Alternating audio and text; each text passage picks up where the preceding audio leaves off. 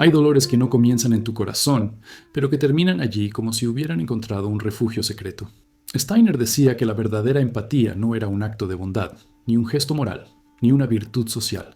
Era una grieta, una apertura silenciosa por donde el sufrimiento del otro podía deslizarse hasta ti y reclamar espacio como si siempre le hubiera pertenecido. Por eso él llamaba a la empatía profunda una herida invisible.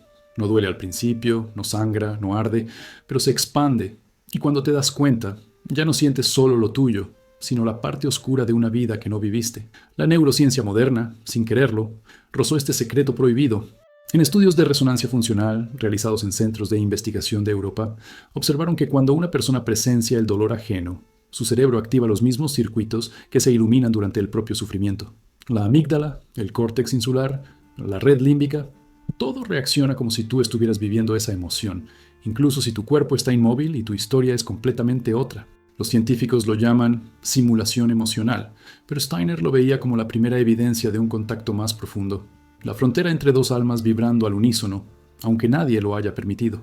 Las tradiciones espirituales también conocían este misterio.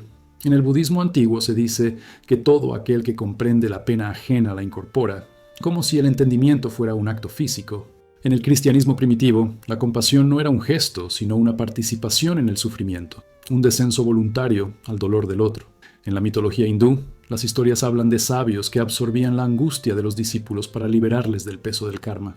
Y aunque cada cultura lo nombre distinto, todas describen el mismo fenómeno inquietante. Cuando sientes profundamente por otro, algo de él se queda en ti, y algo de ti se transforma para sostenerlo. Los primeros signos de que estás absorbiendo el dolor ajeno son tan sutiles que casi siempre los ignoras. Un cansancio raro después de escuchar a alguien, un vacío emocional que aparece sin motivo, una presión en el pecho que no coincide con tus pensamientos. Luego vienen los cambios internos. Te sorprendes pensando en problemas que no viviste, te preocupas por situaciones ajenas como si fueran tuyas, te invade un miedo que no puedes explicar porque no corresponde a tu biografía. Steiner afirmaba que estos eran los pasos iniciales de la intrusión emocional, cuando el alma se deja tocar por vibraciones externas antes de darse cuenta de que ya no está sola. Si el proceso continúa, la herida invisible se amplía.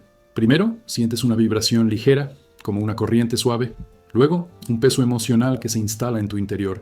Y finalmente, la etapa más peligrosa, la identificación. Empiezas a reaccionar desde la emoción del otro, no desde la tuya. Su tristeza se convierte en tu forma de mirar el mundo. Su angustia contamina tus silencios. Su sombra se mueve detrás de ti como si compartiera tu piel.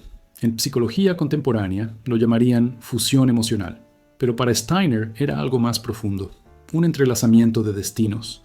Este fenómeno no ocurre solo entre personas. También se manifiesta en familias donde todos cargan el mismo miedo aprendido, en parejas que se hunden juntas sin saber a quién pertenece realmente la tristeza, en grupos sociales que adoptan el sufrimiento como identidad colectiva.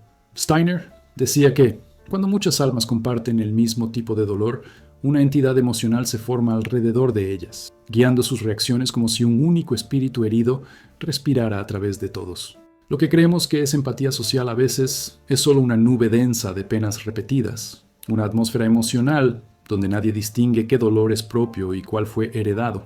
Para evitar que la herida invisible se convierta en una fractura interna, Steiner enseñaba que la primera defensa es la conciencia. No cerrar el corazón, sino reconocer sus límites. Sentir, pero no absorber. Acompañar, pero no cargar. Él explicaba que antes de escuchar el sufrimiento de alguien, uno debe afirmar su centro interior, como quien enciende una luz silenciosa en su pecho y deja claro que su alma no está abierta al desbordamiento. No es egoísmo, es supervivencia espiritual, porque una persona que se disuelve en el dolor ajeno no ilumina a nadie, se apaga junto con el otro. Y es aquí donde este conocimiento se vuelve verdaderamente perturbador. Cuando sientes la pena ajena, no solo estás entrando en su mundo, estás permitiendo que el tuyo se reescriba. Estás dejando que el latido de otra historia marque el ritmo de tu alma. La empatía no es un simple puente emocional, es una puerta, una que puede abrir caminos de compasión profunda o conducir a una pérdida silenciosa de ti mismo. La herida invisible no destruye de golpe, destruye con ternura, con suavidad, con la sensación engañosa de que estás haciendo lo correcto, hasta que un día despiertas cansado, vacío, denso, y no tienes certeza de si lo que te pesa es tuyo o si fue colocado allí por la vida de otro. Porque, en el fondo, la empatía profunda no es solo un acto humano, es un pacto espiritual, uno que debe ser comprendido antes de ser vivido. Hay un momento casi imperceptible, en el que el sufrimiento ajeno toca tu interior como un sonido que no escuchas con los oídos, sino con algo que vive detrás de tu respiración. Steiner decía que ese instante era la prueba de que las almas no están aisladas, sino unidas por hilos sutiles que vibran más allá de la voluntad. Él lo llamaba el eco emocional, un fenómeno tan poderoso como silencioso, capaz de transformar la estructura interna de un ser humano sin que éste se dé cuenta de que algo está ocurriendo. Y aunque durante décadas estas afirmaciones parecieron místicas, simbólicas, excesivamente espirituales, hoy la neurociencia empieza a revelar que había más verdad que metáfora en esas palabras olvidadas. En estudios realizados en centros de investigación europea, los científicos descubrieron que cuando observamos a alguien sufrir, aunque no intentemos consolarlo, aunque no queramos involucrarnos, nuestro cerebro replica parte de su estado emocional. La corteza insular se activa, el sistema límbico se enciende, las neuronas espejo comienzan a reproducir patrones que no nacen en nosotros. Es como si existiera una orden interna que dice, lo que él siente, tú debes sentirlo también. La ciencia lo explica como un mecanismo evolutivo, una estrategia para comprender a los demás, pero Steiner lo veía como un vestigio de algo más profundo. La memoria de un campo emocional compartido que todos olvidamos, pero que sigue funcionando con una precisión inquietante. Las antiguas tradiciones espirituales hablaban de este eco mucho antes de que un laboratorio pudiera medirlo. En el budismo se enseña que la emoción del otro toca el vacío donde tu alma respira. En el cristianismo místico, la compasión es descrita como una participación vibratoria, un acto en el que uno entra en el estado interior del otro mediante un puente invisible. En la filosofía hermética, las emociones son corrientes que atraviesan cuerpos como el viento atraviesa ramas. Todas estas enseñanzas coinciden en algo esencial. Sentir al otro no es un acto voluntario, es un fenómeno energético, inevitable y profundo, que actúa incluso cuando no deseas involucrarte. Los primeros signos de que estás experimentando este eco emocional pueden parecer inocentes: una incomodidad breve, una opresión ligera en el pecho, un cambio en el tono interno de tus pensamientos después de una conversación. Luego, si el vínculo se profundiza, el eco se vuelve más persistente, tu humor se altera sin causa aparente. Tu cuerpo reacciona con tensión cuando la persona que observas siente miedo. Tu respiración cambia como si imitara la de quien tienes al lado. Y si ignoras estas señales, llega el momento en que el eco deja de ser un reflejo y se convierte en una ocupación. Empiezas a cargar el estado emocional del otro como si fuera una sombra adherida a tu campo interno. Steiner describía este proceso en 3 fases. La primera, la resonancia leve, apenas un temblor emocional que roza la superficie de tu alma. La segunda, la amplificación. El eco crece y se mezcla con tus emociones, alterando tus ritmos internos. La tercera, la simbiosis emocional, cuando ya no distingues si tu angustia es tuya o si proviene de alguien que, sin saberlo, dejó caer su dolor dentro de ti. En términos psicológicos modernos, esto recuerda al contagio emocional, pero la explicación científica se queda en la superficie.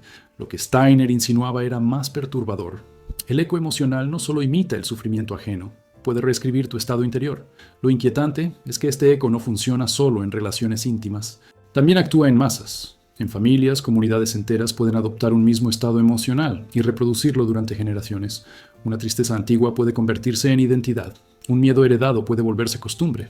Un trauma colectivo puede instalarse como si fuera una atmósfera que nadie cuestiona. Investigaciones en psicología social muestran que emociones negativas se propagan más rápido que las positivas, como si el sufrimiento tuviera más facilidad para anclarse en el tejido humano. Steiner interpretaría esto como una evidencia de que el alma colectiva siempre busca equilibrarse, aun si ese equilibrio implica arrastrar a todos hacia una misma vibración densa. Para protegerse de este fenómeno, es necesario algo más que fuerza emocional. Se requiere lucidez, un tipo de claridad interna que funciona como un sello, un borde, una frontera invisible. Steiner enseñaba que antes de abrirse a otro ser humano, uno debe afirmar su presencia interior, como quien enciende un centro de gravedad espiritual. Respirar desde ese núcleo permite escuchar sin disolverse, comprender sin absorber, acompañar sin dejar que el eco se instale dentro de ti. Él lo llamaba el escudo silencioso, y decía que era la única manera de mantener el alma intacta en un mundo donde todos los corazones resuenan unos dentro de otros sin darse cuenta. Y aquí se revela lo más profundo de este tema. El eco emocional no es un error ni un defecto humano, es un recordatorio. Cada vez que sientes un temblor que no nació en ti, estás percibiendo algo que Steiner consideraba sagrado. La prueba de que no estamos aislados, de que nuestras almas son más porosas que nuestras pieles, de que lo que ocurre en uno siempre toca al otro. El desafío no es evitar ese eco, sino aprender a sostenerlo sin permitir que te destruya. Porque en el fondo, aquello que resuena en ti te revela pero lo que te arrastra te borra. Y este equilibrio sutil es el corazón silencioso de lo que Steiner sabía. Sentir al otro es inevitable. Perderse en él, opcional. Hay un instante, casi siempre inadvertido, en el que tu compasión deja de ser un gesto voluntario y se convierte en un vínculo. No un vínculo emocional ni psicológico, sino algo mucho más profundo, un puente energético que une tu destino al de otra persona. Steiner advertía que este puente era uno de los secretos más peligrosos del mundo espiritual, porque transforma la empatía en un intercambio silencioso de cargas kármicas. Cuando sientes profundamente por alguien, decía él, no estás simplemente observando su dolor, estás entrando en su historia, y aunque la palabra suene suave, entrar es siempre un acto arriesgado. Lo que tocas también te toca, lo que acompañas también te modifica. La neurociencia moderna ha comenzado a rozar esta verdad sin comprenderla por completo. Estudios sobre sincronización emocional profunda muestran que cuando dos personas comparten una conexión intensa, sea por amor, por miedo, por duelo o por compasión, sus ritmos fisiológicos se alinean, la frecuencia cardíaca, los patrones respiratorios, incluso la actividad eléctrica cerebral. Esta coherencia biológica, como la llaman los científicos, era interpretada por Steiner como la manifestación física de un fenómeno invisible, el entrelazamiento de destinos. Para él, no se trataba de un simple intercambio emocional, sino de un préstamo de fuerzas, un cruce de caminos energéticos que podía elevar o hundir a ambos involucrados. Las tradiciones antiguas lo sabían mejor que nadie. En el budismo tibetano se afirma que quien contempla el sufrimiento del otro sin distancia toma una hebra de su karma en su pecho. En el cristianismo místico, la compasión se entendía como una participación del dolor, un acto tan profundo que podía purificar tanto como contaminar, dependiendo del estado interior del que escucha. En la mitología griega, las moiras castigaban a quienes intentaban sostener el destino ajeno, como si intervenir emocionalmente en la historia de otro fuera un atrevimiento que desestabiliza el tejido cósmico. Todos estos sistemas, separados por siglos y culturas, ofrecen la misma advertencia. La compasión cambia el destino, pero también altera el tuyo. Los primeros signos de que estás entrando en el karma de otra persona son sutiles, casi domésticos. Un cansancio extraño después de hablar con alguien, un sueño cargado de símbolos que no comprendes, una preocupación insistente por un problema que no te pertenece. Luego vienen señales más profundas, un miedo que nunca antes habías sentido, una tristeza que no encaja en tu biografía, un impulso repentino de cargar más de lo que puedes sostener. Es como si una parte de tu alma estuviera siendo moldeada desde fuera, modelada por experiencias que no viviste, pero que ahora te afectan como si fueran tuyas. Steiner llamaba a este proceso la infiltración kármica, el punto en el que ya no acompañas, participas. Si ignoras estas señales, el puente se fortalece. El segundo estadio ocurre cuando empiezas a reaccionar emocionalmente desde el dolor del otro. Su angustia se convierte en tu manera de interpretar el mundo. Su miedo colorea tus decisiones. Su desesperanza se cuela en tus silencios. En psicología contemporánea, esto se parece a la fusión emocional, pero Steiner lo llevaba más lejos. Decía que a este nivel no solo absorbes emociones, absorbes patrones. Caminas hacia lugares que esa persona teme, repites errores que nunca fueron tuyos, te acercas a sombras que ninguna experiencia propia justificaría, como si una parte del camino del otro se hubiera injertado en tu destino. El tercer estadio, el más peligroso, es la reciprocidad kármica. Ya no solo recibes su peso, comienzas a enviar el tuyo. Es cuando dos almas, sin darse cuenta, forman un circuito de intercambio emocional que se retroalimenta. Uno se hunde, el otro intenta salvarlo. Y en el intento, ambos se arrastran mutuamente. Es así como se forman patrones familiares repetidos, vínculos de codependencia, legados emocionales que pasan de generación en generación. Steiner afirmaba que, cuando este intercambio supera cierto límite, el puente deja de ser individual y se convierte en un canal colectivo, donde el dolor compartido circula como una energía viva, casi ritual. Protegerse de este proceso no significa dejar de sentir, significa sentir con conciencia. Steiner enseñaba que antes de conectar profundamente con alguien, uno debe recordar su propio eje, ese núcleo interno que no pertenece a ninguna historia ajena. Para él, un ser humano sin centro estaba condenado a convertirse en un recipiente para los karmas de otros. La protección consistía en visualizar una línea vertical de claridad interior, una especie de columna luminosa que mantuviera cada emoción en su lugar, permitiendo acompañar sin absorber, sostener sin cargar, comprender sin fusionarse.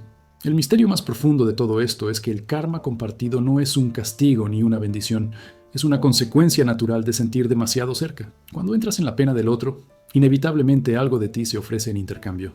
La pregunta nunca es si ocurre, sino cuánto de ti estás dispuesto a sacrificar en nombre de la compasión, porque sentir profundamente no es un acto inocente, es un pacto silencioso, uno que altera los caminos, modifica los latidos y entrelaza las historias, como si una fuerza antigua tejiera destinos en la oscuridad. Y en última instancia, comprender este fenómeno no te distancia del otro. Te recuerda que acompañar no es lo mismo que cargar, que puedes extender la mano sin entregar tu alma, que puedes cruzar el puente sin entregar tu nombre, porque la compasión verdadera no consiste en tomar el peso del otro, sino en caminar a su lado sin perder tu propio rumbo.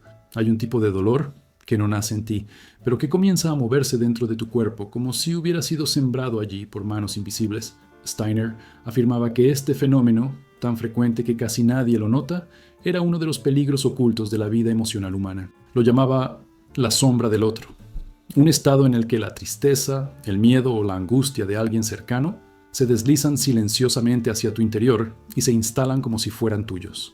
Y lo más inquietante es que este proceso no ocurre por debilidad, sino por sensibilidad. Cuanto más abierto estás a comprender al otro, más vulnerable te vuelves a absorber lo que nunca te correspondía cargar.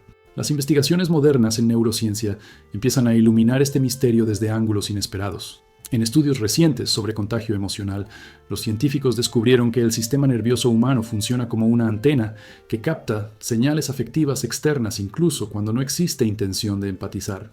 Un gesto tenso, un silencio pesado, una mirada cargada puede activar tu amígdala igual que si tú mismo estuvieras viviendo una amenaza. El cerebro, sin pedir tu permiso, reproduce el patrón emocional que observa, creando una réplica interna del estado del otro. Para la ciencia, es un mecanismo automático. Para Steiner, era la prueba de que nuestras fronteras psíquicas son más porosas de lo que pensamos. Las antiguas tradiciones espirituales también entendían esta vulnerabilidad. En el budismo zen, se enseña que el sufrimiento ajeno entra por las grietas del corazón que escucha demasiado. En las tradiciones hebreas, se describe el concepto de ruach, una energía emocional que puede adherirse a otro ser humano como un viento que lo acompaña. En la mitología nórdica, se decía que los guerreros volvían de la batalla, seguidos por sombras que no eran espíritus, sino emociones ajenas adquiridas en la intensidad del combate. Estos relatos, aunque envueltos en símbolos, apuntan al mismo principio. Quien se abre sin conciencia puede convertirse en un depósito de dolores ajenos. Los primeros signos de que la sombra del otro está entrando en ti suelen ser discretos. Sientes un cansancio extraño después de escuchar a alguien, aunque físicamente estés bien. Notas que tu respiración cambia cuando la persona habla de su angustia. Percibes un peso emocional que aparece sin relación con tus propios pensamientos. Luego, si no prestas atención, llegan señales más profundas. Empiezas a anticipar los miedos del otro, a reaccionar emocionalmente como si sus problemas fueran tuyos, a sentir tristeza o ansiedad sin una causa personal. Es como si un eco emocional empezara a arrastrarte hacia una zona de sombra, donde ya no distingues claramente tus propios límites. Steiner describía este proceso como una invasión silenciosa. La primera fase es la infiltración. Un pequeño fragmento de la emoción ajena toca tu campo emocional. La segunda es la adhesión. Ese fragmento encuentra un lugar para quedarse, como una espora que encuentra tierra fértil. La tercera, la más peligrosa, es la fusión. Empiezas a interpretar la vida a través de emociones que no nacieron en ti, reacciones que no pertenecen a tu biografía. La psicología moderna lo llamaría identificación proyectiva, pero Steiner lo veía como una pérdida parcial de la autonomía espiritual, un alma que comienza a vibrar según la sombra de otra. Este fenómeno no se limita a vínculos individuales. En familias, la sombra del otro se convierte en una herencia no verbal. Hijos que cargan miedos que pertenecieron a los abuelos. Madres que absorben la ansiedad de los hijos. Hermanos que repiten patrones de culpa que no vivieron, pero que sienten como propios. En comunidades enteras, la sombra puede expandirse como una nube emocional colectiva. Cuando un grupo vive un trauma compartido, la tristeza circula como un viento denso que contamina los pensamientos y los gestos, creando una atmósfera emocional que todos respiran sin cuestionarla. Steiner decía que, en esos casos, la sombra no es de una persona, es del grupo entero. Protegerse de este tipo de absorción emocional requiere una habilidad espiritual que no se enseña en la vida cotidiana, la firmeza interior. No se trata de cerrar el corazón, sino de mantener la claridad mientras escuchas. Steiner recomendaba que antes de abrirte al dolor de alguien, afirmes tu propio eje interno, como si encendieras un punto de luz en el centro del pecho. Esa luz representa tu frontera. Te recuerda que puedes acompañar sin disolverte, comprender sin convertirte en espejo, sentir sin perderte. Y si percibes que la sombra está intentando adherirse, respira profundamente y recupera tu centro con suavidad, como quien vuelve a su territorio sagrado después de una visita peligrosa. La revelación más inquietante es que la sombra del otro no es maldad ni invasión consciente. Es un fenómeno natural de la sensibilidad humana. Pero que sea natural no significa que sea inocuo. Si no lo reconoces, puede distorsionar tu energía, alterar tu destino emocional y nublar tu identidad. La verdadera compasión no consiste en permitir que todo entre. Consiste en discernir qué acompañar y qué devolver al origen. Porque en el fondo, la sombra ajena siempre busca un lugar donde descansar. Y tu alma solo puede permanecer intacta si aprende a no ofrecerse como refugio para lo que no nació en ella. Hay un punto en el que la empatía deja de ser una virtud luminosa y comienza a comportarse como una corriente oscura que arrastra más de lo que devuelve. Steiner advertía que este descenso no ocurre de manera brusca. No es un abismo al que caes de golpe, sino una pendiente suave, casi delicada, que recorres sin notar que cada paso te aleja un poco más de tu propio centro. La empatía profunda, cuando no es guiada por conciencia, se transforma en una fuerza que absorbe, desgasta y finalmente confunde. Y aunque para muchos este proceso pasa inadvertido, él lo consideraba uno de los riesgos psicológicos y espirituales más graves de la vida humana. Las investigaciones modernas en psicología emocional ya detectan señales de este fenómeno. En estudios sobre sobrecarga empática, los científicos observaron que las personas altamente sensibles no solo sienten el dolor ajeno, sino que experimentan un colapso progresivo de su energía interna. El sistema nervioso entra en un estado de hipervigilancia. La amígdala responde como si estuviera ante una amenaza constante, y los niveles de cortisol se elevan incluso sin una causa personal. La ciencia llama a este proceso fatiga por compasión, pero Steiner lo describía como una pérdida gradual de identidad. Un alma que, al intentar sostener demasiadas emociones externas, empieza a disolverse. Las tradiciones espirituales de distintas culturas coincidían en este peligro. En el hinduismo se advierte que quien toma en exceso el dolor de otros pierde la estructura del yo y con ello la claridad de su camino. En el budismo tibetano se enseña que la compasión sin sabiduría puede convertirse en apego emocional disfrazado de virtud. En la filosofía estoica se dice que quien se deja arrastrar por las pasiones ajenas se convierte en espectador de sí mismo. Estas enseñanzas, aunque distantes, describen la misma caída. La empatía que, al no ser guiada, deja de ser puente y se convierte en pozo. El descenso comienza en la etapa sutil, cuando apenas notas un cansancio emocional después de acompañar a alguien. Es una sensación ligera, fácil de justificar. Estoy un poco agotado, dices. Pero no es tu agotamiento. Es la primera sombra del otro moviéndose dentro de ti. Luego viene la segunda etapa, la dilución. Empiezas a pensar desde la perspectiva emocional del otro, a interpretar el mundo según su tristeza, a anticipar su dolor como si te perteneciera. Tu alma se vuelve porosa, permeable, vulnerable, y aunque lo sientas como empatía, en realidad es una pequeña fractura en tus límites internos. La tercera etapa es el enredo. Aquí ya no solo sientes el sufrimiento del otro, empiezas a reaccionar desde él. Te angustias antes de escuchar la historia, te adelantas a la emoción que crees que vendrá, absorbes el peso incluso antes de que sea dicho. En este punto, tu energía se vuelve un espejo de la del otro. Steiner decía que este es el momento exacto en el que la empatía se convierte en un mecanismo de autoanulación. En lugar de acompañar, te sustituyes por la emoción ajena. La cuarta etapa es la fusión. Tu estado emocional ya no depende tanto de ti. Cualquier cambio en la persona que acompañas altera tu clima interno. Sus silencios se convierten en pausas dentro de tu pecho. Su ansiedad marca el ritmo de tu respiración. Su tristeza determina el color de tus pensamientos. La empatía deja de ser puente y se transforma en una corriente que te arrastra sin pedir tu opinión. Esta etapa es especialmente peligrosa porque, a ojos externos, sigues pareciendo una persona compasiva y equilibrada. Solo tú percibes el desgaste, pero lo confundes con sensibilidad. Y finalmente llega la quinta etapa, la sustitución del yo. Aquí, la empatía ya no es una cualidad, es una ocupación. La emoción del otro se instala en tu interior como si fuera tu identidad. Olvidas qué sientes tú, qué deseas tú, qué piensas tú. La vida se vuelve una reacción encadenada a emociones que no nacieron en tu historia. Steiner la consideraba la etapa más devastadora porque implica la renuncia silenciosa al propio destino. Quien llega a este punto ya no acompaña, se ha convertido en un recipiente. Este proceso también ocurre en colectivos. En grupos donde el sufrimiento se comparte sin conciencia, surge una atmósfera emocional densa que todos respiran. Comunidades enteras pueden moverse hacia estados depresivos o paranoicos sin entender por qué. Familias repiten patrones porque la empatía se transforma en una herencia involuntaria.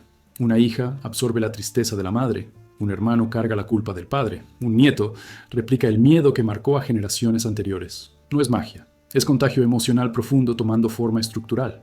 Protegerse de este descenso exige una disciplina interior que rara vez se enseña. Steiner insistía en la importancia del retorno al centro, un acto silencioso en el que recuerdas quién eres antes de sentir a los demás, respirar conscientemente, afirmar tu presencia interna, sentir tus propios límites como si fueran un círculo sagrado alrededor del pecho. No se trata de ser menos sensible, sino de ser más dueño de tu propio eje. La empatía sin raíz se derrumba, la empatía con ancla ilumina. El aspecto más profundo de este fenómeno es que no se trata de evitar sentir, sino de evitar desaparecer, porque la compasión verdadera no exige la destrucción del yo, exige una fortaleza suave, una claridad firme, una conciencia afilada, que te permita estar con el otro sin dejar de estar contigo. Y solo quien comprende estas etapas sutiles puede descender, sentir, acompañar y al final regresar intacto a sí mismo. Hay dolores que no pertenecen a ninguna persona en particular, sino que parecen flotar en el aire como un clima invisible que todos respiran sin darse cuenta. Steiner afirmaba que los grupos humanos, familias, comunidades, incluso naciones enteras, no solo viven emociones compartidas, sino que las replican como si fueran rituales silenciosos, herencias que nadie recuerda haber recibido, pero que todos continúan sin saber por qué. Lo llamaba contagio emocional profundo. Un fenómeno capaz de transmitir miedo, tristeza, culpa o desesperanza de generación en generación, moldeando vidas enteras sin necesidad de palabras. La psicología contemporánea empieza a confirmar esta idea desde un ángulo científico. En estudios sobre emociones colectivas, se observó que los estados afectivos pueden propagarse más rápido que cualquier virus físico. El cerebro humano imita inconscientemente los gestos, respiraciones y tonos emocionales de quienes nos rodean. En una familia donde reina la angustia, incluso un niño que no comprende el problema comienza a respirar como si estuviera en peligro. En una comunidad marcada por una tragedia histórica, generaciones posteriores sienten un peso que no vivieron, pero que cargan como si fuera suyo. La ciencia lo llama transmisión emocional intergeneracional. Steiner lo describía como una corriente kármica que fluye entre los miembros de un mismo campo espiritual. Las tradiciones antiguas ya hablaban de este fenómeno con otros nombres. En el judaísmo místico se dice que el alma guarda memorias que no vivió, pero que heredó. En la filosofía andina se enseña que la tristeza de un clan puede asentarse en los huesos, pasando de abuelos a nietos como un eco que se niega a desaparecer. En la mitología africana se cuenta que los espíritus familiares no son figuras rituales, sino emociones colectivas que permanecen vivas mientras alguien del linaje siga sintiéndolas. Cada cultura describe lo mismo, un dolor que no pertenece a un individuo, sino a un entramado. Los primeros indicios de contagio emocional suelen confundirse con rasgos de personalidad. Un hijo que crece en una familia ansiosa muestra ansiedad antes de conocer su significado. Una joven hereda una tristeza persistente sin haber vivido una pérdida propia. Un hermano carga con la culpa que marcó al padre, aun cuando no comprendió la historia. Estas emociones aparecen como si fueran parte de su identidad, pero en realidad son sombras heredadas, vibraciones antiguas que se adherieron al alma antes incluso de que la persona pudiera defenderse. La siguiente señal es más sutil, pero más profunda: la repetición. Una familia repite patrones de abandono como si fuera un guión. Otra revive el mismo tipo de relaciones dañinas generación tras generación. Otra insiste en sabotear su propia felicidad porque lleva un legado emocional de escasez. Nada de esto es casual. Steiner explicaba que cuando una emoción se comparte durante mucho tiempo, se convierte en un arquetipo familiar, una especie de entidad viva que empuja a los miembros a actuar según ella para mantenerse vigente. En lugar de liberarse, el grupo entero alimenta el dolor como si fuera parte del ritual de pertenencia. Las comunidades también replican el contagio emocional. Un pueblo que vivió violencia adopta la desconfianza como manera natural de relacionarse. Una ciudad marcada por pérdidas colectivas desarrolla una tristeza profunda en su frecuencia social. Incluso, naciones enteras pueden adoptar un estado emocional dominante que dura décadas. Lo que parece cultura muchas veces es solo dolor compartido disfrazado de costumbre. La empatía colectiva, cuando no es consciente, se convierte en un espejo ampliado de sufrimientos que nadie sabe cómo detener. Steiner enseñaba que la razón por la que este contagio es tan devastador es simple. Las personas no saben distinguir lo que sienten de lo que absorben. El alma humana, cuando está expuesta a emociones fuertes de su entorno, imita para pertenecer. Pero ese mimetismo emocional tiene un costo: la pérdida progresiva de la identidad interna. Lo que comenzó como una adaptación termina como una renuncia. Y así, generaciones enteras viven bajo estados anímicos que no eligieron, pero que aceptaron por inercia. Protegerse de este fenómeno exige un nivel de conciencia inusual. Se necesita una especie de vigilancia interior constante. Steiner recomendaba que cada persona observase sus emociones como si fueran visitantes. Preguntarse, ¿esto es mío o lo heredé? ¿Esto nace en mi historia o flota en mi entorno? Ese discernimiento es un acto de supervivencia espiritual. Sin él, la persona se convierte en un canal abierto para emociones colectivas que pueden desbordarla. Otro método de protección que Steiner enseñaba era la práctica del retiro momentáneo. No un aislamiento físico, sino un regreso interno al propio eje. Respirar profundamente, reconocer el propio centro y permitir que la emoción colectiva pase de largo sin alojarse. Esa retirada no es egoísmo, es higiene anímica.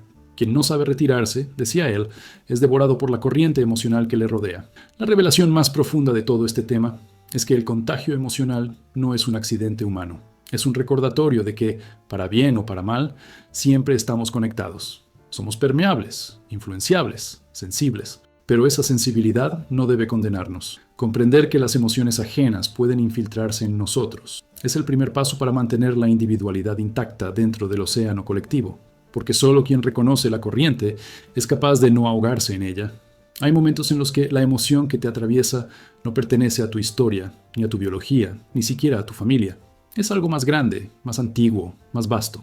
Steiner afirmaba que detrás de cada emoción colectiva existe un arquetipo, una forma espiritual que respira a través de las personas como un viento invisible que guía comportamientos, silencios, miedos y aspiraciones. No es una metáfora psicológica, decía él. Es un fenómeno real, un molde oculto que actúa sobre la vida interior de millones sin que lo perciban. Sentimos según esos arquetipos, pensamos según ellos, nos movemos según ellos.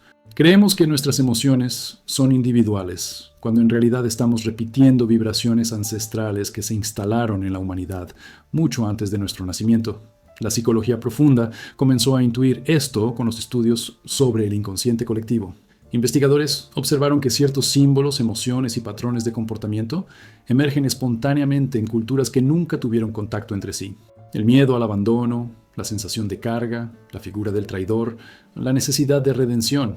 Todas estas emociones se repiten con una precisión inquietante. Para la ciencia, estos son reflejos universales. Para Steiner, son arquetipos vivos, fuerzas que se expresan a través de las personas, no solo dentro de ellas. Estos arquetipos no se contentan con ser ideas, buscan manifestarse a través de las emociones humanas, utilizando el alma como canal. Las tradiciones antiguas hablaban de estos arquetipos con otros nombres. En la Grecia clásica eran los daimones, influencias invisibles que guiaban estados internos. En la tradición egipcia, se creía que ciertos dioses no eran entidades externas, sino patrones de conciencia que despertaban dentro del ser humano. En la cosmovisión indígena americana, las grandes emociones eran consideradas espíritus que tocaban a las personas para enseñarles o advertirles. Todas estas culturas coincidían en algo fundamental. Hay fuerzas colectivas que hablan a través del individuo. Los primeros signos de que un arquetipo colectivo está actuando en ti son extrañamente impersonales. Te invade un miedo que no refleja tu vida actual, una tristeza que no se corresponde con tu biografía, una sensación de carga que no tiene un motivo concreto. Es una emoción que parece demasiado grande para tu propia historia. Steiner enseñaba que esta desproporción era precisamente la huella del arquetipo. Cuando lo que sientes supera las proporciones de tu vida, no estás sintiendo solo por ti, estás encarnando un patrón colectivo. La segunda señal es la repetición social. Cuando una emoción se apodera de muchas personas al mismo tiempo, una ola de ansiedad, un clima de desconfianza, una tristeza generalizada sin motivo claro, no estamos frente a una coincidencia psicológica. Es un arquetipo activado. Las emociones humanas se convierten en espejos de este molde invisible que busca expresarse a través de la sensibilidad colectiva. La tercera señal es la amplificación. Cuando un arquetipo está activo, pequeñas situaciones desencadenan emociones exageradas. Un comentario insignificante produce un dolor profundo. Un inconveniente menor despierta una ira desmedida. Un recuerdo insignificante activa un estado emocional oscuro. La persona cree que reacciona a su vida, pero en realidad está resonando con algo que la supera. Steiner decía que, cuando esto ocurre, el yo consciente pierde autoridad y el arquetipo dirige la escena interior. Este fenómeno se intensifica en grupos. Una comunidad entera puede encarnar un arquetipo sin saberlo. El héroe, la víctima, el mártir, el perseguidor, el traicionado. El grupo se mueve de forma coherente, repite patrones y sostiene creencias que parecen individuales, pero que en realidad son expresiones del molde colectivo. En momentos de crisis, estas fuerzas se intensifican y las personas actúan como si fueran portavoces de una emoción antigua que busca renovarse. Steiner sostenía que el peligro de los arquetipos no radica en su existencia, sino en la falta de conciencia sobre ellos. Cuando alguien siente una emoción colectiva como si fuera personal, pierde su centro. Se identifica con algo que no es suyo y se somete a un guión emocional que lo utiliza como vehículo. El resultado es un desgaste interior profundo, una sensación de estar atrapado en un drama que no comprende. Protegerse de estas influencias requiere un acto de lucidez interior. Steiner recomendaba observar las emociones que aparecen con una pregunta radical. ¿Esto nace en mí o fue encendido desde fuera? Esa pregunta separa al yo del arquetipo. La emoción no desaparece, pero pierde poder. El alma recupera territorio. La conciencia se convierte en barrera. Otra forma de defensa consiste en anclar la identidad. Respirar desde el centro del pecho, visualizar una línea vertical de claridad, recordar la propia historia, lo vivido, lo aprendido. Los arquetipos se alimentan de la despersonalización. Cuando te afirmas en tu historia, pierden fuerza. La persona deja de ser un canal y vuelve a ser un individuo. El aspecto más profundo de este fenómeno es que los arquetipos no son enemigos, son fuerzas de la humanidad buscando expresión. Pero expresar no es poseer, y sentir no es someterse. Solo quien reconoce el peso del colectivo puede caminar entre sus emociones, sin volverse prisionero de ellas. Porque hay una diferencia inmensa entre ser tocado por el arquetipo y ser arrastrado por él. Y esa diferencia es siempre un acto de conciencia. Hay un punto en la vida emocional en el que sentir deja de ser un puente y comienza a convertirse en un riesgo. Steiner advertía que la empatía profunda, la que toca las raíces del alma y abre puertas invisibles, requiere un tipo especial de protección. No una coraza emocional ni un desapego forzado, sino una autodefensa espiritual, un estado de conciencia despierta capaz de impedir que el dolor ajeno se convierta en una invasión silenciosa. Él decía que la mayoría de las personas no sufren por exceso de sensibilidad, sino por falta de claridad interior. La sensibilidad es un don, la falta de límites es la grieta por donde entra lo que no debería entrar. La neurociencia moderna, desde otro ángulo, confirma este peligro. Estudios sobre regulación emocional muestran que las personas que no poseen un sentido sólido de identidad presentan una activación exagerada de las neuronas espejo y de los centros límbicos cuando observan el sufrimiento ajeno. Su cerebro no distingue entre lo que ocurre dentro y fuera. Esta fusión inconsciente puede desencadenar estrés crónico, agotamiento psicológico y despersonalización. Para la ciencia, es un trastorno de regulación afectiva. Steiner lo veía como un colapso del yo espiritual, una puerta abierta sin guardianes. Las tradiciones antiguas siempre supieron que sentir profundamente requería protegerse. En el budismo, antes de escuchar el dolor de otro, se enseña a anclar la mente en el centro del cuerpo. En el misticismo cristiano, se practicaba la oración de recogimiento para afirmar la presencia interior antes de acompañar a alguien en sufrimiento. En la tradición sufí, el adepto aprendía a distinguir entre la emoción que toca y la emoción que entra. Todas estas prácticas tenían una finalidad común: evitar que el alma se fragmentara mientras acompañaba a otras almas heridas. Los primeros signos de que necesitas autodefensa espiritual aparecen cuando comienzas a sentirte drenado sin motivo. Estás físicamente bien, pero emocionalmente vacío. Después de escuchar a alguien, te invade un silencio pesado, como si una parte de ti hubiera quedado atrapada en la historia del otro. También aparece una confusión sutil. No sabes si lo que sientes nace de tu vida o de la vida de alguien más. Estos son los susurros del colapso empático, las señales suaves de que tu campo interno se abrió demasiado. Si no tomas conciencia, el proceso avanza hacia un desgaste profundo. Tu energía baja sin explicación. Las emociones ajenas empiezan a resonar en tu interior, incluso cuando no estás acompañado. Sientes una especie de eco interno que replica preocupaciones que no te pertenecen. Steiner decía que este punto era crítico. El alma comienza a perder su densidad, su forma, su capacidad de sostenerse a sí misma. Se vuelve permeable, vulnerable, indefensa. La autodefensa espiritual comienza con un acto que parece simple pero es decisivo: recordar quién eres antes de sentir a los demás. Steiner lo describía como ocupar el propio centro, respirar profundamente, percibir el peso del propio cuerpo, afirmar la conciencia en el pecho o en la columna, sentir la presencia propia como un fuego suave pero firme. No se trata de rechazar al otro, se trata de no abandonarse a sí mismo mientras lo escucha. El segundo paso es desarrollar una percepción clara de las fronteras internas, no fronteras rígidas, sino vivas. Sentir dónde termina tu emoción y dónde empieza la del otro. Observar si un sentimiento nace de tu historia o si te llegó desde fuera. Esto exige silencio, vigilancia, honestidad emocional. Cuando aprendes a identificar la procedencia de tus emociones, recuperas un territorio interior que antes estaba mezclado con voces ajenas. El tercer paso es la retirada estratégica. no una huida, sino un movimiento interno hacia la claridad. Cuando el dolor del otro comienza a entrar demasiado, respiras, te recoges, cierras suavemente las puertas internas. Sigues escuchando, sigues acompañando, pero desde un lugar firme. Steiner insistía en que esta retirada era un acto de supervivencia del alma. Quien no sabe retirarse, se disuelve. El cuarto paso es la purificación emocional. Las tradiciones antiguas lo describen como sacudir el polvo del espíritu. Puede ser un baño consciente, caminar en silencio, escribir lo que sientes para devolverlo al exterior, respirar profundamente imaginando que el exceso emocional se disipa. No es magia. Es higiene interna.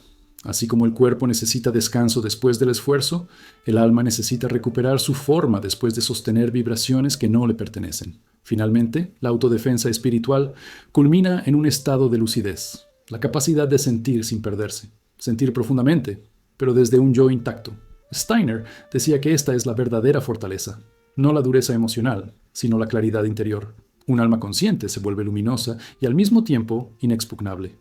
Es capaz de acompañar incluso en la oscuridad, porque sabe que la oscuridad del otro no es su destino. La revelación más profunda de este tema es que la protección no limita la empatía, la hace posible.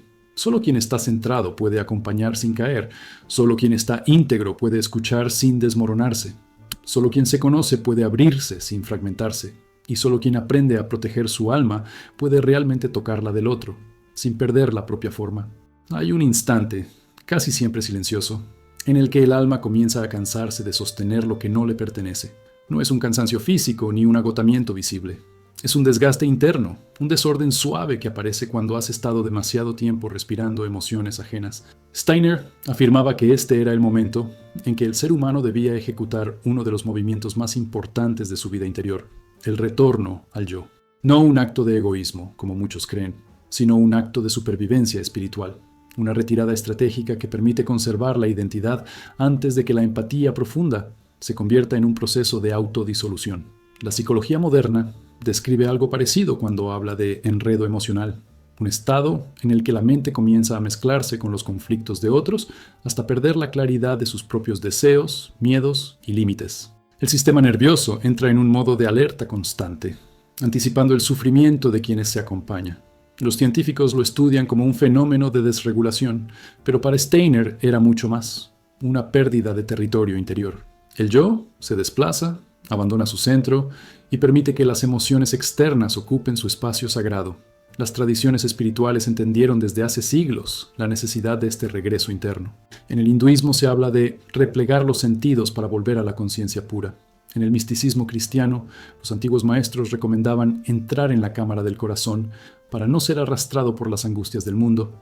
En la tradición taoísta, el sabio se retira hacia su interior, para recuperar su equilibrio antes de continuar caminando entre las pasiones humanas. Todas estas prácticas describen lo mismo, el retorno al eje, a ese punto dentro de nosotros, donde ninguna emoción ajena puede infiltrarse. Los primeros signos de que se necesita esta retirada suelen pasar desapercibidos. De repente, notas que reaccionas desde emociones que no puedes explicar. Sientes tristeza sin causa clara. Tu mente se llena de preocupaciones que no nacen en tu propia historia. El clima emocional del otro comienza a dictar tus silencios, tus pensamientos, incluso tu respiración. Esta es la primera advertencia. La frontera interna se está debilitando. Steiner decía que este era el momento exacto para regresar a sí mismo, porque después de ese punto, la confusión emocional se profundiza. En la segunda fase, aparece un sentimiento de desorientación. No sabes si lo que sientes es tuyo o del otro. Lo interno y lo externo se mezclan como dos corrientes de agua que ya no pueden distinguirse. Empiezas a pensar desde lugares que no conoces, a asumir responsabilidades que no te corresponden, a cargar culpas que no son tuyas. Aquí, el alma comienza a perder su forma. Steiner comparaba este estado con un templo abierto sin guardianes, vulnerable a cualquier vibración externa. La tercera fase es la ocupación emocional. La tormenta del otro se convierte en el clima de tu propio pecho. Sus miedos determinan tu estado de alerta. Su angustia marca el ritmo de tus días.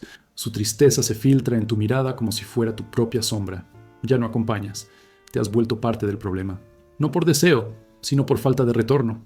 En este punto, la empatía dejó de ser virtud y se transformó en un canal por donde tu energía se escapa. El retorno al yo es entonces indispensable.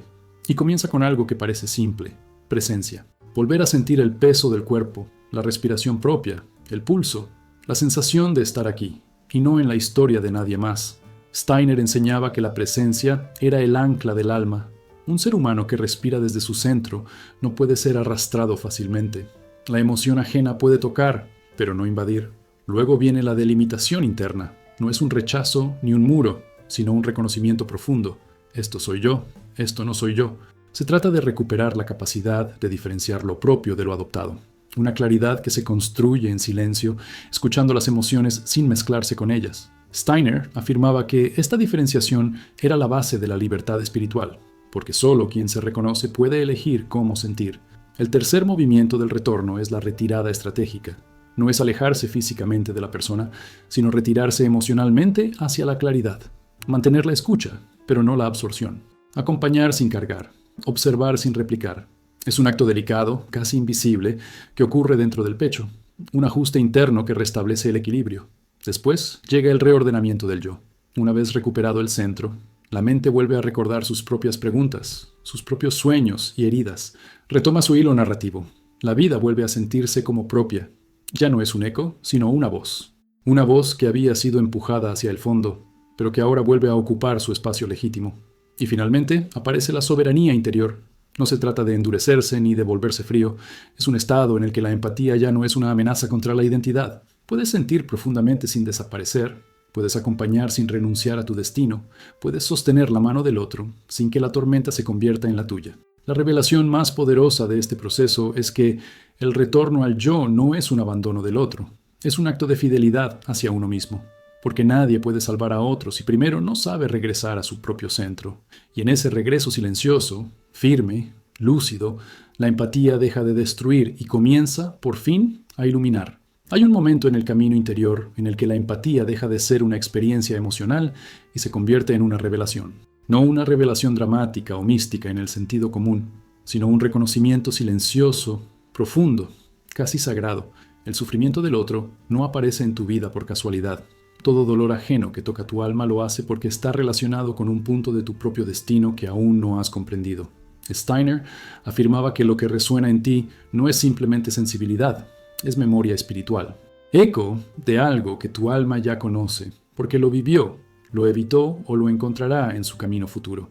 La psicología contemporánea ofrece una versión racional de este fenómeno. Investigaciones sobre la resonancia emocional profunda muestran que, al conectar con el sufrimiento de otra persona, se activan en tu cerebro áreas vinculadas no solo con la empatía, sino con la memoria autobiográfica y la construcción del significado. Es como si la historia del otro despertara, sin avisar, capítulos internos que aún no has leído o que olvidaste que existían. La ciencia lo llama reorganización emocional. Steiner lo veía como el alma, recordándose a sí misma a través de la experiencia ajena.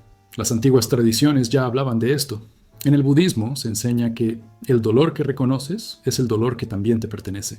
En el misticismo cristiano se dice que cada encuentro con el sufrimiento del prójimo es una oportunidad para revelar la parte de tu alma que aún necesita luz. En la filosofía hindú se afirma que cuando miras el pesar de otro, una parte de tu destino te observa desde dentro. Ninguna de estas enseñanzas pretende ser literal. Todas señalan una misma realidad. La empatía es un espejo, uno que no refleja rostros, sino caminos. El primer indicio de esta revelación aparece cuando la historia de alguien te afecta de una manera desproporcionada. No se trata de lástima ni de identificación biográfica. Es algo más sutil, un estremecimiento, una vibración, una sensación de reconocimiento inexplicable.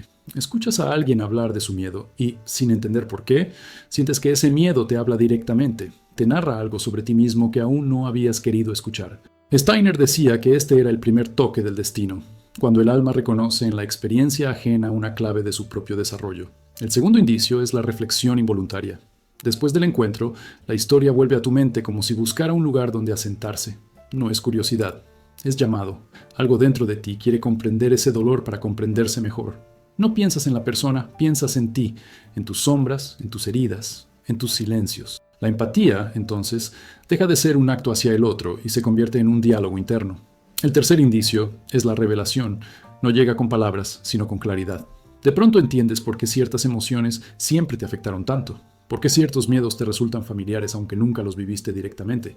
¿Por qué ciertas tristezas te tocan como si fueran tuyas? La historia del otro se convierte en una lámpara que ilumina un rincón que habías mantenido oscurecido en tu propia alma.